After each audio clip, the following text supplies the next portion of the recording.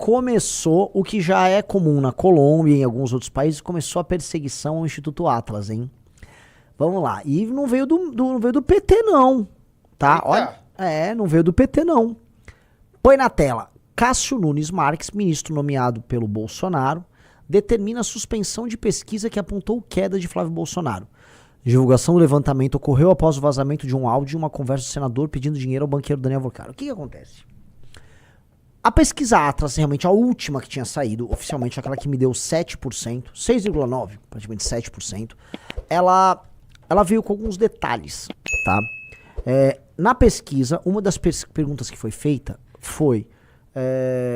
eles passam o áudio do Flávio e perguntam o que acham do Flávio e tal, o que você acha que isso vai comprometer o senador. Pois bem, o Flávio, o Bolsonaro, primeiro pegou o famoso jornalista do Botox, Cláudio Dantas, ele, o Cláudio Dantas, todo botocudo, ele veio falar que a pesquisa estava enviesada, que ela estava fazendo a cabeça da pessoa que era pesquisada, porque ela passava o áudio do Flávio. E aí os bolsonaristas compraram essa tese, porque eles sabiam que viria uma pesquisa Atlas ruim para eles. Pois bem, vamos lá, vamos começar a responder aqui a turma do bolsonarismo e até essa ação muito mal feita e essa decisão horrível do Cássio Nunes Marques, tá? Pesquisas fazem esse tipo de sondagem aos montes. Várias pesquisas fazem avaliações de governo junto com a pesquisa presidencial. Várias, isso é normal, todas fazem. Esta da Atlas, o que ela fez? Tem as perguntas, você já toma de cara as perguntas envolvendo eleição presidencial, e aí no final vem a sondagem sobre vários temas.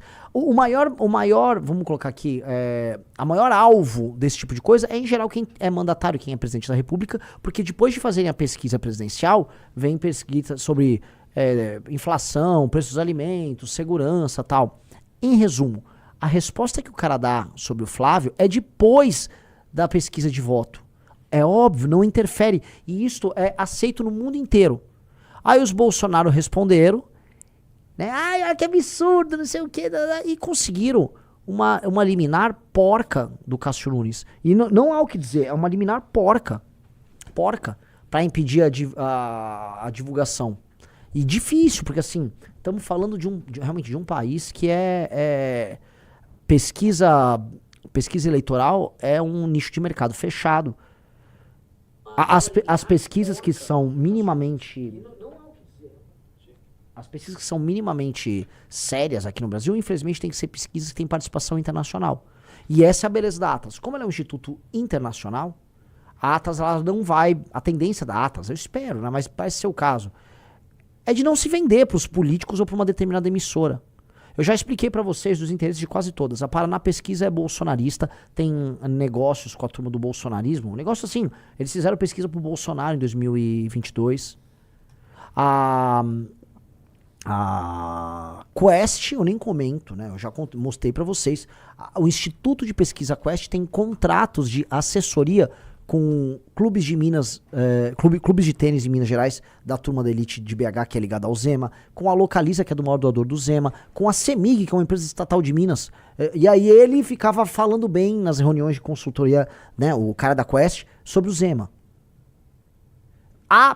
Antigamente tinha a famosa CNT Census, que era um instituto de pesquisa que fazia pesquisas enviesadas pro PT. Isso, o Vox Populi, você lembra o Vox Populi, Riso? Lembro. Era outro que fazia pesquisas pró-PT. Sumiu? Sumiu. Nunca mais ouvi falar do Vox Populi. Então, por que eu tô falando disso? Eu já confiava na Atlas antes de eu ser pré-candidato e confio hoje. E a Atlas costuma sofrer represálias e perseguições em vários países, especialmente países de terceiro mundo. Ela teve problema agora na Colômbia, vários lugares. Os caras querem impedir divulgação de Atlas, atacar Atlas. Atlas ela já virou um hit. Quase todos os lugares tem Atlas, a Atlas passa por perseguição. Like na live. Tá? Então, esse é o patético cenário à disposição. Então, veja só, o presidente do TSE determinou nesta segunda-feira a retirada do conteúdo e a suspensão da divulgação da pesquisa da Atlas. A pesquisa apostou em maio queda de 5 pontos na intenção de votos. Com isso, apenas a empresa não poderá manter os dados manter os dados em seus canais oficiais. A divulgação, levantamento, blá, blá, blá. Em resumo, né, a Atlas não pode divulgar no site oficial da Atlas a pesquisa, o que quer dizer absolutamente nada, só pra ficar claro. Né? Também como é uma liminar não quer dizer nada. Mas denota já uma postura de gestão de crise de desespero da pré-campanha do senhor Flávio Bolsonaro. Flávio Bolsonaro tem uma pré-campanha horrenda.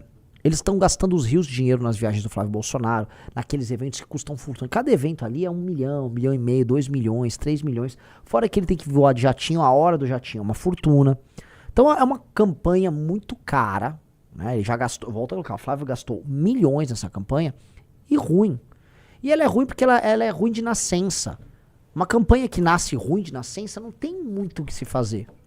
Ela nasce ruim porque o candidato é ruim, porque o candidato é envolvido em escândalos de corrupção, o candidato não tem proposta, foi um péssimo senador, foi um péssimo deputado estadual, então não há muito o que se esperar do senhor Flávio Bolsonaro.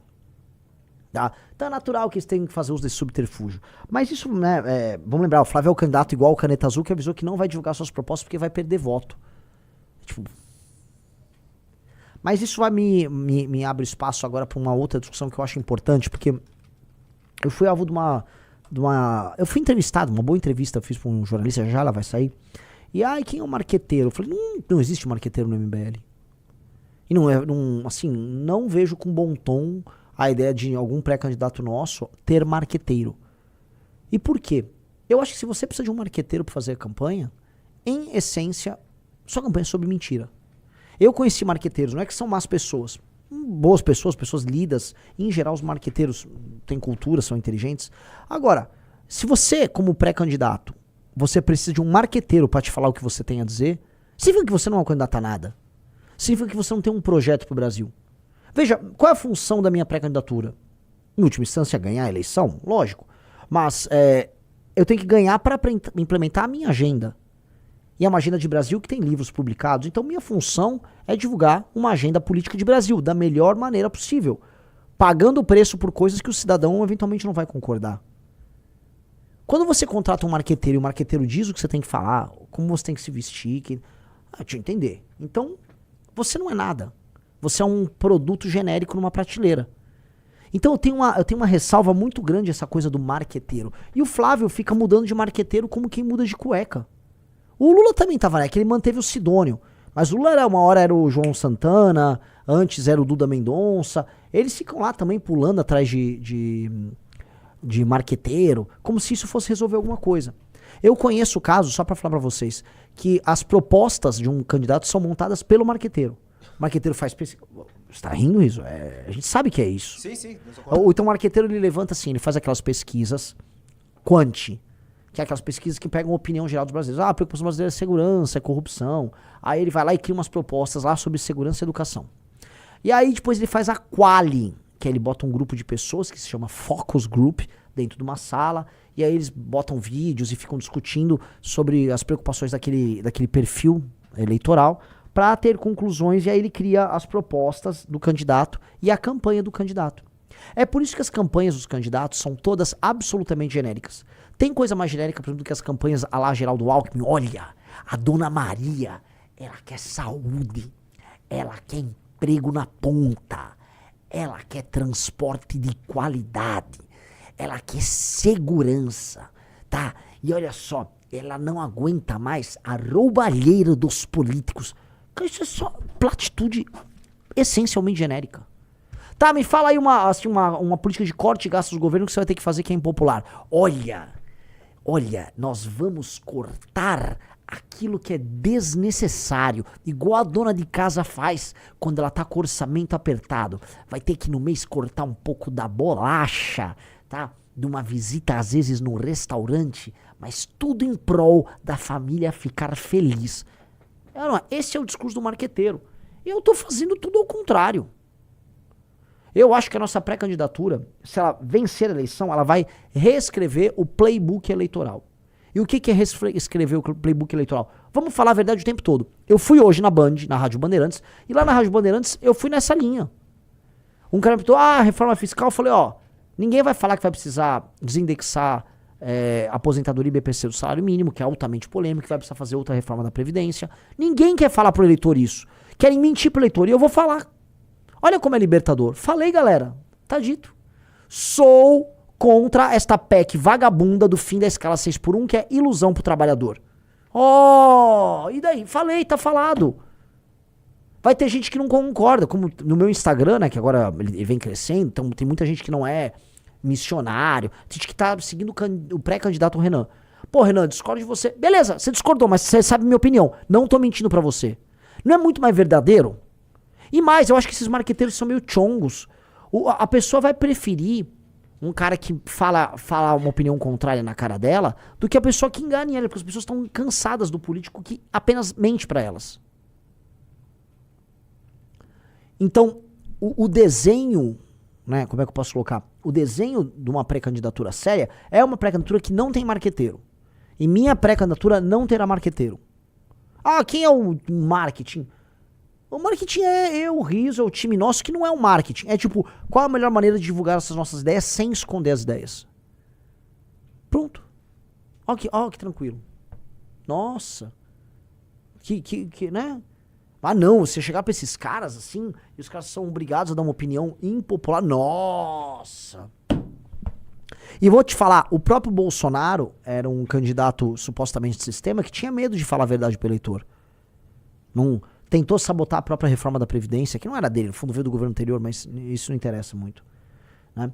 E aí eu vou falar uma coisa, o PT, por mais que minta e minta muito pro próprio eleitor, tanto que a última campanha do PT não teve nenhuma proposta, foi só o Lula falando de picanha e tal, o PT como partido, fora da candidatura do Lula, ainda tenta defender uma agenda que é altamente impopular com os brasileiros. O PT é pró-aborto.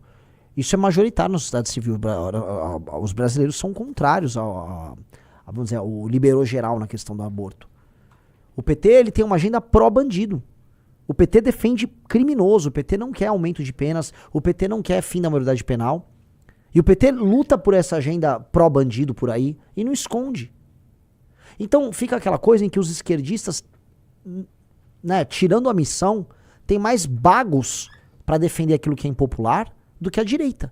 A direita é um bando de influencer que só quer ganhar seguidor e like, não tem coragem de bancar o jogo. Então, a gente tem que ser corajoso. Não tem aquele lema, olha, falta aos bons a audácia dos canalhas. Falta aos bons a audácia dos canalhas. Os canalhas do petismo são mais audazes a ponto de falar coisas que atentam contra o brasileiro na cara do brasileiro. E ganham a eleição. Tô errado? E ganham a eleição. O partido mais vencedor desde a redemocratização.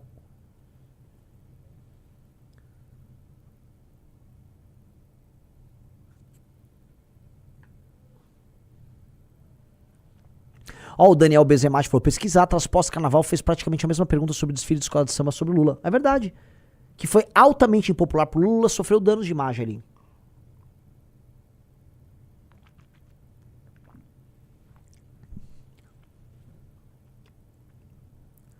Nossa, o Renan, a Semineto te imitou e gravou o vídeo indo numa cidade dominada pelo crime.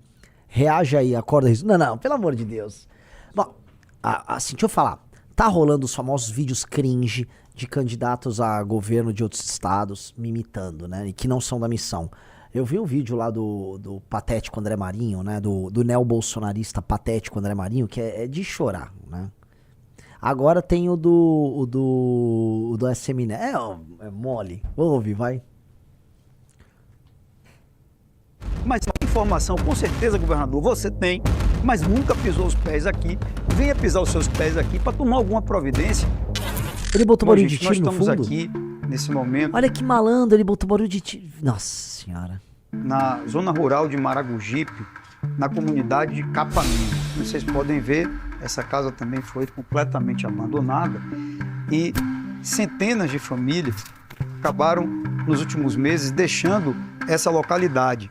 Aí vocês vão dizer, bom, Neto, mas por quê? Porque aqui, quando a gente olha, né, um lugar tranquilo, no interior, em tese as pessoas iriam viver com muita segurança, no sentimento de tranquilidade, coisa nenhuma. Aqui se tornou um espaço, um território de disputa de facções criminosas, sendo que uma facção acabou se instalando aqui e fez uma espécie de QG Gente, do crime organizado. Essa localidade... Ou a Semineto fazer aqueles vídeos assim, o homem disparou, ele fica dançando com as pessoas. É isso que ele sabe fazer de vídeo. Aí vem com esses vídeos aí, cara. Para, meu. A Semineto, vamos ser sinceros. Você fez um acordo com o PT pra não falarem do Banco Master nessas eleições aí no teu estado, na Bahia. Vocês não têm coragem de tratar as coisas nos termos corretos. A Semineto se comprometa publicamente, então já que você é candidato ao governo, em destruir o crime organizado, em prender e matar, prender e ou matar todas as lideranças do crime organizado na Bahia, tá? Se comprometa a botar toda a bancada do seu partido aí da Bahia para defender redução da maioridade penal, aumento de penas e colocar estado de defesa os municípios e os bairros aí da Bahia que estão ligados ao crime organizado. Começa nisso. Começa por isso. De resto, sabe, não vem com essa fingição, cara. Tô dando dica, tô sendo marqueteiro agora, Riso. Fica falso o vídeo. E ele só tá fazendo porque eu fui até o estado dele, da Bahia. Abre meu Instagram, Rizão. Pra vocês entenderem por que ele tá gravando esses vídeos.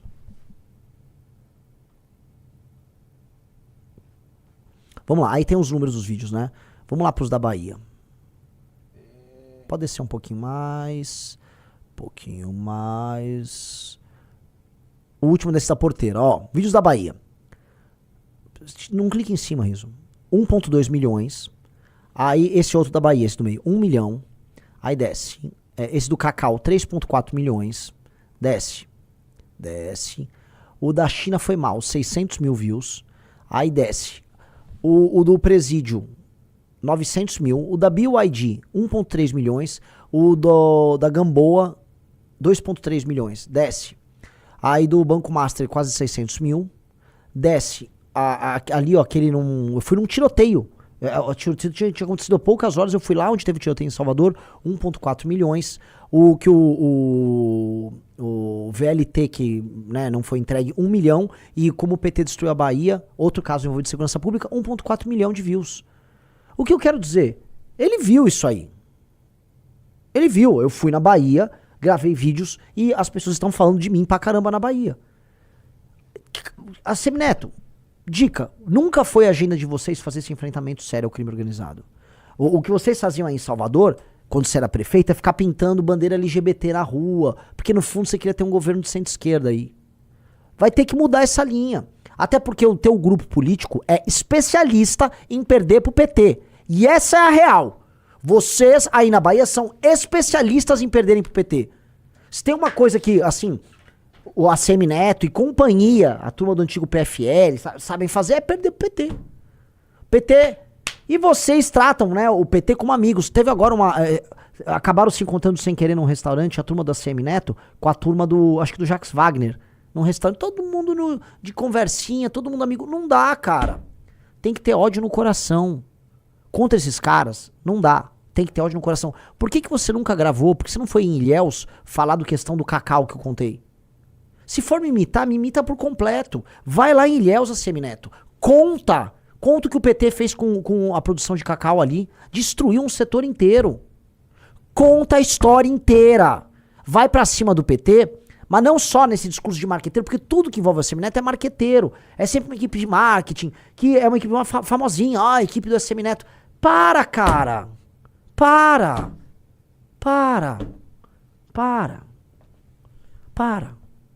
É constrangedor.